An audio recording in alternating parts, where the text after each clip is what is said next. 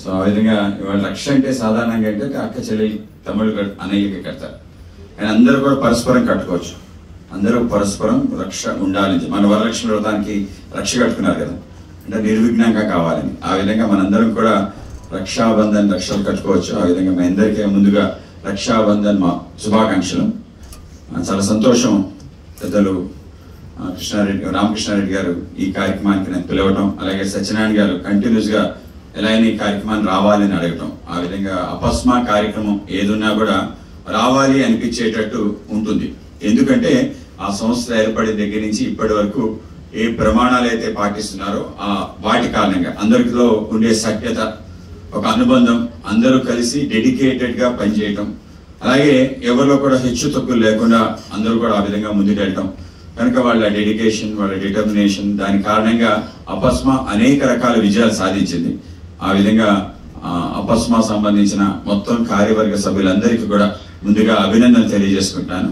ఒక మంచి వాతావరణం, ఒక కుటుంబ నేపథ్యంలో ఈ సంస్థ నడుస్తూ వాళ్ళ కుటుంబాలంటే వాళ్ళ ఏదైతే టీచర్స్ ఫ్యామిలీ ఉందో, ఆల్మోస్ట్ మన బడ్జెట్ స్కూల్స్ అన్నిటికీ ఉండే హాల్ మార్క్ ఏంటంటే ఇంట్లో అమ్మా నాన్న ఎలా చూసుకుంటారో బడ్జెట్ స్కూల్స్లో టీచర్స్ కూడా అలా చూసుకుంటారు. కనుకనే చాలా మా చిన్నప్పటి నుంచి 8, 9, 10 ఆ 3 మంచి కార్పొరేట్ హాస్పిటల్లో కాకుండా బాగా అనుబంధం దగ్గర కూర్చోబెట్టి చదివించే ఇంటికి పంపిస్తుంటారు, స్కూల్స్ పంపిస్తుంటారు. ఆ విధంగా మాకు అనేక స్కూల్స్ తెలుసు. ఆ విధంగా నేను కూడా ఆ స్కూల్స్ నుంచి చదువుకొని బయటకు వచ్చాను. సో మీ అందరికీ ముందుగా అభినందనలు తెలియజేస్తాను. ఎవరైతే ఇక్కడ టీచర్స్ పైన కింద ఉన్నారో మీ అందరికీ ముందుగా అభినందనలు. ఎందుకంటే మీ అందరూ కూడా మిమ్మల్ని మీరు ట్రైన్ చేసుకోవడానికి రావటం జరిగింది. Certain things in life have only beginning, learning is one. లెర్నింగ్కి ఎండ్ లేదు. మన ప్రతిరోజు స్టూడెంటే అనుకోవాలి. మన పిల్లలకి టీచ్ చేసిన మనం ప్రథమంగా స్టూడెంట్. కనుక ఆది మధ్య అంతము లేనిదేది అంటే మన వేదాంతం అంటారు. అలాగే గురువు కూడా అంతే. గురువు ప్రారంభం, మధ్య, అంతము ఉండదు. ఒక్కసారి మనం గురువే అంటే జీవితకాలం గురువు. అలాగే అమ్మ కూడా ఏముండదు కదా. అమ్మ రాజీనామా సినిమా వచ్చింది కానీ రాజీనామా అనేది లేదు. అలాగే టీచర్ కూడా ఉండదు. చాలా మంది సూపర్ యానిమేషన్ ఉండొచ్చు, అది ఇచ్చి ఉండొచ్చు, కానీ టీచింగ్ అనేది ఇట్స్ నాట్ ఎ ప్రొఫెషన్. మనందరూ కూడా గుర్తుంచుకోవాల్సింది ఏంటంటే it's not a profession, it is a mission. Life long మిషన్ని మనం కంటిన్యూ చేయాలి. సో మనం ఎప్పటికప్పుడు తెలుసుకుంటూ ఉండాలి, మన నుంచి మనం పెరుగుతూ ఉండాలి. కనుక స్వామి వివేకానంద ఏమైనా అంటే మనం ప్రతిరోజు పుట్టినరోజు చేసుకోవాలన్నాడు. ప్రతిరోజు సెలబ్రేట్ చేసుకోవాలి. దేనికి సెలబ్రేట్ చేసుకోవాలంటే రోజు నేను ఏదో కొత్త విషయం నేర్చుకున్నాను, తప్పనిసరిగా రోజు అదే పాఠం, రోజు అదే లెసన్, అదే పిల్లలు. కానీ నేను రోజు ఏదో కొత్తగా ప్రయత్నం చేయాలి అనే తాపత్రయం మనలో ఉంటే మనం రోజు కొత్తగా పుట్టినట్టు. ఆ విధంగా మనం రోజు పుట్టాలి, రోజు మనకు ఆనందపడాలి, రోజు సెలబ్రేట్ చేసుకోవాలి. ఆ విధంగా టీచర్ అనే వ్యక్తి తప్పనిసరిగా ఆ విధంగా కొత్త కొత్త విషయాలు తెలుసుకోవడం ముందుకెళ్ళాలి. ఆ విధంగా ఇందాక రామనాయుడు గారు మంచి మంచి విషయాలు చెప్పారు. So school of wonder kids లో కూడా ఒక ఎక్స్పెరిమెంటల్ యాక్టివిటీ చేస్తుంటారు, చూస్తుంటాను ఆ స్కూల్ని. సో ఆ విధంగా మనం కూడా అన్ని స్కూల్స్ మనకి ఏదైతే పుస్తకం, ఎగ్జామినేషన్, మళ్ళీ దాని తర్వాత ర్యాంక్, ఏదైతే కరికులం ఉందో కరికులం నుంచి ఇంకేదైనా చేయొచ్చా అనే ప్రయత్నం తప్పనిసరిగా చేయాలి. వాళ్ళ ప్రపంచం అంతా ప్రయోగశాల. ఇన్ఫార్మల్ స్కూల్, ఫార్మల్ స్కూల్స్, ఇంకా అనేక రకాల స్కూల్స్ వచ్చాయి. సో ఆ విధంగా ఏ విధంగా పిల్లలకి ఏం నేర్పించాలనే దాని మీద పెద్ద ఎత్తున రీసెర్చ్ చేస్తూ యూనిసెఫ్ వాళ్ళు అనేక రకాల మార్గదర్శనాలు ఇచ్చారు. అనేక రకాల సంస్థలు పిల్లలకి ఏం చెప్పించాలి అని ఒక ఆలోచన చేశారు. చివరికి మన కస్తూరి రంగన్ గారు NEP 2020 తీసుకొస్తూ దాంట్లో చెప్పిన అతి ముఖ్యమైన అంశం ఏంటంటే pre primary school, PP1, PP2 అని చెప్పి మన కొత్త NEPలో వచ్చింది. దాంట్లో వాళ్ళకి అందరికీ తెలిసింది ఏంటంటే 6వ సంవత్సరం వచ్చేంత వరకు పిల్లలు అప్పటి నుంచి స్కూల్లో జాయిన్ చేయాలి. అంతవరకు ఈ మోడ్లో ఉంచాలి. అంటే రెగ్యులర్ ఫ్రేమ్వర్క్ లో పెట్టకూడదు, స్కూల్ ఫ్రేమ్వర్క్ లో సిలబస్ పెట్టకూడదు. ఏదైతే 6వ సంవత్సరం వచ్చే లోపు ఏదైతే పిల్లల మనసులో నాటుకుంటుందో అది ఆ మెమరీ ఉండిపోతాడు జీవితకాలం. అది అలా రిపీట్ అవుతుంది. మనకి సంగీత జ్ఞానం కానీ, నృత్యం కానీ, మిగతా ఏ కళలైనా ఆ 6 సంవత్సరాల్లో ఏదైతే పడుతుందో, ఏదైతే వింటారో, ఏదైతే మనసులో నాటుకుంటుందో అదే జీవితకాలం ఉంటుంది. కనుక అది అత్యంత ఇంపార్టెంట్ ఫార్మేటివ్ ఇయర్స్ గా వాళ్ళు గుర్తించారు. కనుక ఆ సమయంలో మన బాధ్యత ఎక్కువ. ఏ విధంగా మనం టీకా వేసుకుంటే జీవితకాలం టీకా ఏ విధంగా పనిచేస్తుందో ఆ విధంగా ప్రారంభంలో ఏదైతే పని ప్రారంభమైందో తల్లి కడుపు నుంచి మనం బయటికి వచ్చే పద్ధతి దగ్గర నుంచి తల్లి యొక్క మొదటి పాలు ఏదైతుందో ఆ పాలు తాగిన తర్వాత మొదటి నేర్చుకున్న అంశాలు ఏవైతుందో అవి జీవితకాలం మన ఇంప్రింట్స్ గా ఉండిపోతాయి. ఆ విధంగా మనం ఎక్కడికి వెళ్తున్నాం, ఏమవుతున్నాం అనేది వాటి ఆధారంగానే అవుతాం అని చెప్పి ఇది ప్రపంచంలో అందరు శాస్త్రవేత్తలు, ముఖ్యంగా విద్యారంగంలో ఉండే వ్యక్తులు తెలుసుకున్న అతి గొప్ప సత్యం. కనుక దానిపైన ఎన్ఈపీ స్ట్రెస్ చేస్తుంది. ఆ విధంగా మీ అందరూ కూడా ప్రైమరీ టీచర్స్ అంతేనా? Pre primary, primary the most important teachers. చాలా మంది అనుకుంటారు ప్రొఫెసర్స్ గా, వైస్ ఛాన్సలర్ చాలా గొప్పవాళ్ళని. కాదు, మీరు ఏదైతే పిల్లలకి నేర్పిస్తారో అదే ఇవాళ సమాజం తయారవుతుంది. సెకండరీ ఎడ్యుకేషన్ కానీ, ఇంటర్మీడియట్ కానీ, డిగ్రీ, అక్కడ ఉండే టీచింగ్ వేరు. అక్కడ మీ ప్రొఫెషన్ జస్ట్ మీరు వామిట్ చేస్తారు, వింటారు, అది తెలియజేస్తారు వాళ్ళు. కనుక అదే కాదు, ఇది ఈ వయసులో ఏదైతే ప్రీ ప్రైమరీ, ప్రైమరీ స్కూల్ ఏదైతుందో అది అత్యంత ముఖ్యమైన అంశం సమాజ నిర్మాణం కోసం. ఆ విధంగా మీరు ఏం చేస్తారో మీరు ఒక సైనికులు లాంటి వాళ్ళు. ఆ విధంగా మీరు అనేక మందిని తయారు చేసే గొప్ప పని మీరు చేస్తున్నారు. కనుక ముందుగా మీ అందరికీ అభినందనలు, ధన్యవాదాలు. అలాగే తెలుసుకోవాలని ఒక జిజ్ఞాస ఇక్కడ రావటం, ఇటువంటి అనేక మంది మీకు ఎవరో టీచర్స్ అందరూ కూడా మంచి విషయాలు మీకు తెలియజేస్తారు. అవన్నీ కూడా తెలుసుకొని మనం ప్రతిరోజు నిత్య విద్యార్థి. మనం టీచర్ అని అనుకోకూడదు, టీచర్ అని పిల్లలు అనుకోవాలి. మీరు మాత్రం అందరూ విద్యార్థులు అనుకోవాలి. నిత్యం మనం విద్యార్థులే. ఆ విధంగా మనం ఎంత నేర్చుకుంటే అంత ముఖ్యం. ఆ విధంగా మనం ప్రిపేర్ అవ్వడం. ఇవాళ మనకి world is at your hands. So కనుక ఇది తెలుసుకోవచ్చు, అది తెలుసుకోకూడదు అని లేదు, అన్ని తెలుసుకోవాలి. అన్నిట్లో ఏది వాళ్ళకి చెప్పాలనేది ఆలోచించాలి. చాలా మెథడాలజీస్ పెరిగాయి, అనేక రకాల టెక్నాలజీ కూడా ఉపయోగించుకొని వెళ్ళొచ్చు. స్కూల్స్ అన్ని కూడా ఆ విధంగా తయారై ముందుకెళ్ళడానికి సిద్ధంగా ఉన్నాయి.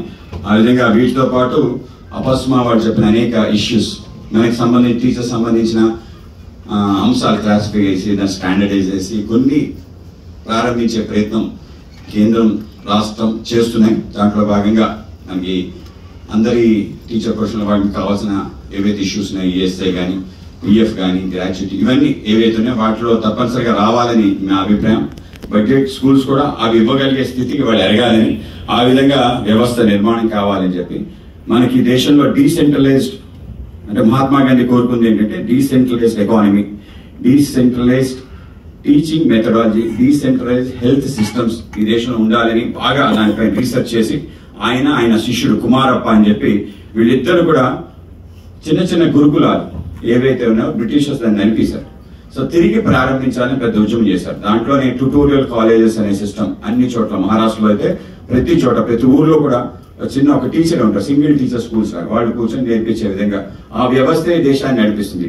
ఏదైతే ఫార్మల్ ఎడ్యుకేషన్ సంబంధించి పెద్ద పెద్ద స్కూల్స్ కాదు, దానిపైన కాన్సన్ట్రేట్ చేయడం జరిగింది. ఆ విధంగా పెద్ద, అలాగే హెల్త్ కూడా, హెల్త్ టెరిషరీ ఏరియాలో కూడా చిన్న చిన్న వాళ్ళు ఎవరైతే ఆర్ఎంపీలు అంటాం, లేకపోతే నాటు వైద్యం అంటాం, మినిమం వాటి రికగ్నైజ్ చేసి ప్రైమరీ హాస్పిటల్ తీసుకొచ్చేందుకు ఉపయోగపడాలని చెప్పి ఆ విధమైన వ్యవస్థ ఉండేది. అన్ఫార్చునేట్లీ డీసెంట్రలైజ్ సిస్టమ్ మీద ప్రభుత్వానికి ఒక అవగాహన, కల్పన లేని కారణంగా ఈ యొక్క పరిస్థితి ఏర్పడింది. అయితే ఏదో ఇంప్లిమెంట్ చేసేద్దాం అని అనుకొని దాని మీద తోసే ప్రయత్నం చేయడం కారణంగా ముఖ్యంగా బడ్జెట్ స్కూల్స్ అనేక రకాల ఇబ్బందులు పడుతున్నాయి. వాటిలో స్టాండర్డైజేషన్ తీసుకురావాలి, వెళ్ళాలి అంటే ప్రభుత్వానికి సంబంధించిన మంత్రులు రామకృష్ణ రెడ్డి గారు కొన్ని ఇష్యూస్ తీసుకురావడం జరిగింది. వాటిని తీసుకెళ్లే ప్రయత్నంలో మినిస్టర్ ఆయన కోపడ్డాడు. ఎందుకంటే ప్రైవేట్ స్కూల్స్ మీద ఆయన చూసే అభిప్రాయం అది. తర్వాత నేను మాట్లాడడం జరిగింది, ఇష్యూస్ మాట్లాడితే ఎలా మాట్లాడుతున్నారు ఏంటంటే, లేదు నేను ఇప్పుడే ఒరిస్సా నుంచి వచ్చాను, ఒరిస్సాలో ఇదే ఇష్యూ జరిగింది కనుక నేను ఆ విధంగా ఆ కోపంతో వచ్చాను మాట్లాడాను. కనుక ప్రభుత్వానికి సంబంధించిన దృక్పథం వేరేగా ఉంటుంది. కనుక వాళ్ళ దృక్పథం ప్రకారం మనం వెళుతూ మనమే తప్పనిసరిగా సాధించుకునే విధంగా ప్రయత్నం చేద్దాం. ఇంకోటి ఏదైతే డిఎల్ఈడి ట్రైనింగ్ ప్రోగ్రామ్ ఉందో తప్పనిసరిగా ఇవ్వాల్సిన అవసరం ఉంది.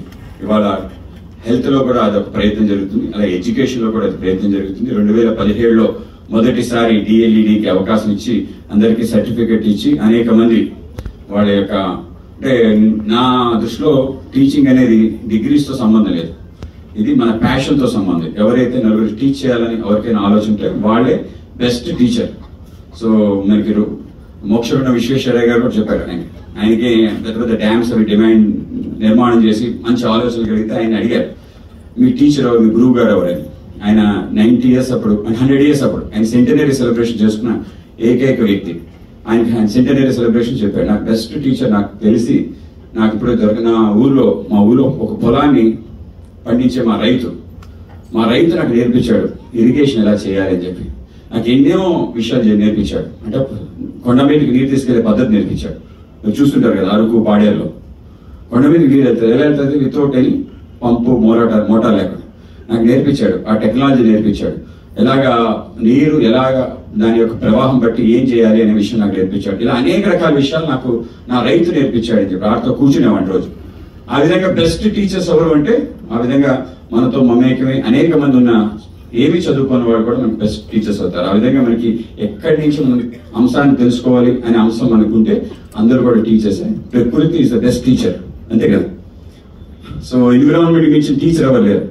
పెద్ద పెద్ద స్వామీజీలు వీళ్ళందరూ ఎవరయ్యారు? వాళ్ళందరూ కూడా ఆత్మజ్ఞానాన్ని ఎలా తెలుసుకున్నారంటే కేవలం ప్రకృతిని చూసి నేర్చుకున్నారు. ప్రకృతి ఏదైతే తన జీవితాన్ని కొనసాగిస్తుందో ఏ విధంగా పరుల కోసం వాళ్ళు జీవిస్తున్నారు, తన సమాజం కోసం కూడా ఏ విధంగా జీవిస్తుంది, ఇవన్నీ విషయాలు నేర్పించా. కనుక మీ అందరూ కూడా ఎక్కువ విషయాలు తెలుసుకొని ముందుకెళ్ళాలని అపస్మాతో మా ప్రయాణం తప్పనిసరిగా కొనసాగుతుంది. సో వీళ్ళ యాజమాన్యానికి సంబంధించిన మిగతా అన్ని ఇష్యూస్ కూడా తప్పనిసరిగా రైట్ ప్లాట్ఫామ్స్ లో రిప్రజెంట్ చేసే విధంగా ప్రయత్నం చేస్తానని మీ అందరికీ తెలియజేస్తూ అందరికీ నమస్కారాలు. All the best. ఇంకా మంచి మంచి టీచర్స్ గా ఎదిగి ఉత్తమ టీచర్స్ గా అవ్వాలని చెప్పి భారతదేశంలో ఉన్న పెద్ద స్కేర్సిటీ ఏదైనా ఉంది అంటే అది టీచర్. మన పిల్లలు ఎవరు టీచర్లు అవ్వాలనుకోవట్లేదు. మన సమాజంలో పెద్ద పెద్ద ఇన్స్టిట్యూట్స్ లో కూడా ఇప్పుడు ఉండే పెద్ద స్కేర్స్ కమోడిటీ ఏదైనా that's the teacher. Nobody who's well read, who's getting highest ranks, who's studying well is not opting teaching is a profession. So అది ఇది ఈ సమాజానికి గురుభూమి జ్ఞానభూమి అనుకునే మన దేశానికి ఉండే పెద్ద సమస్య ఏదైనా రాబో కాలంలో ఉంటే ట్రంప్ పెట్టే టారిఫ్లు కాదు, టీచర్ దొరకని పరిస్థితి. సో కనుక మనందరం కూడా మంచి టీచర్స్ కూడా తయారు చేయాలి. టీచింగ్ అనేది మీ బట్టి భగవద్గీతలో ఉంది కదా, యజ్ఞాచరితి శ్రేష్ఠ తత దేవోత్తరో జన సాయత్ ప్రమాణం కొడితే లోకస్ తదనువర్తతి. సో ఆ విధంగా ఏవైతే మనం స్టాండర్డ్స్ క్రియేట్ చేస్తామో ఆ స్టాండర్డ్స్ ప్రకారం ప్రపంచంతో మనం అనుసరిస్తుంది. ఆ విధంగా మీ టీచర్స్ ఆ విధంగా స్టాండర్డ్స్ క్రియేట్ చేస్తే పిల్లలు నేను మా టీచర్లో అవ్వాలి అనుకోవాలి. సో ఆ విధంగా మీరు ఆ స్టాండర్డ్స్ క్రియేట్ చేసి ఎక్కువ మంది టీచర్స్ తయారు చేయాల్సిన అవసరం ఉంది. ఆ విధంగా భారతదేశం పేరు ఏదైతుందో దాన్ని నిలబెట్టాల్సిన అవసరం ఉంది. అందరికీ కూడా ధన్యవాదాలు. అందరికీ నమస్కారం.